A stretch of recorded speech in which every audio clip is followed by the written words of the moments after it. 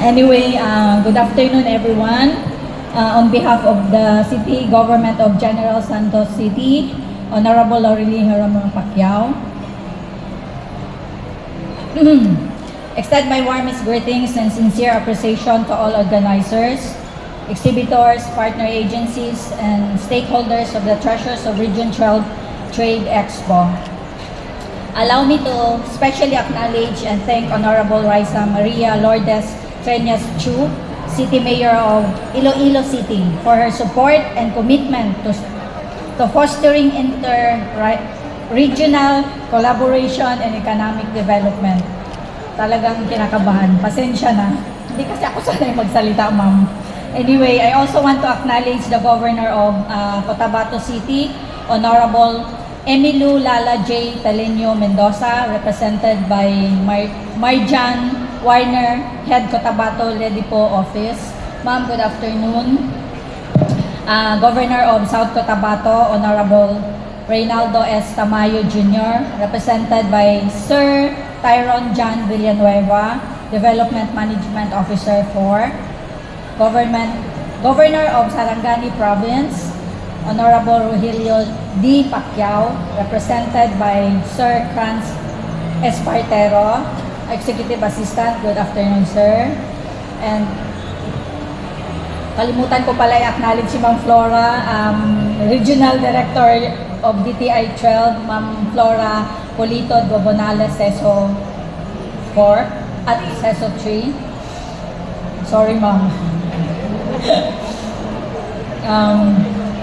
I also want to acknowledge the Governor of Sultan Kudarat, Honorable Dato Pax Ali A. Mangduda Dato, represented by Sir Jomar Ebreo, Development Management Officer 4, Regional Director DTI 12. Maria, nandito pala, ma'am, sorry. Kasi ma'am, kararating ko lang ba din, I was in the panic.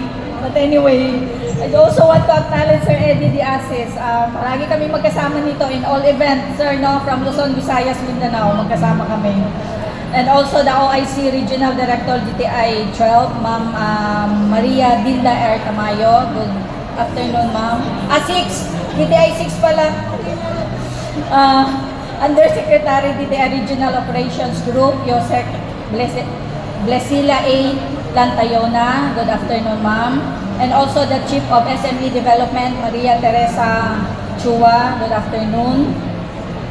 Okay, the Treasures of Region 12 Trade Expo stands as testament of the creativity, resilience, and dedication of our local producers of micro, small, and medium enterprises.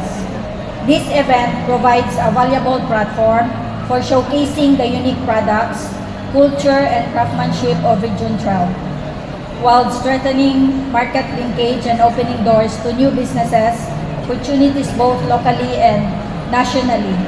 Through initiatives such as this, we are reminded of the importance of unity and cooperation among local government units in advancing economic progress. The participation and support of our partners from other regions, particularly the City of Iloilo, underscore the power of collaboration in building stronger, more competitive local economics and in uplifting the welfare of our people. The City Government of General Santos remains steadfast in its support for programs that empower local enterprise, promote innovation, and create sustainable livelihoods. We believe that by investing in our entrepreneurs and strengthening regional partnership, we pave the way for inclusive and resilient growth that benefits all sectors of society.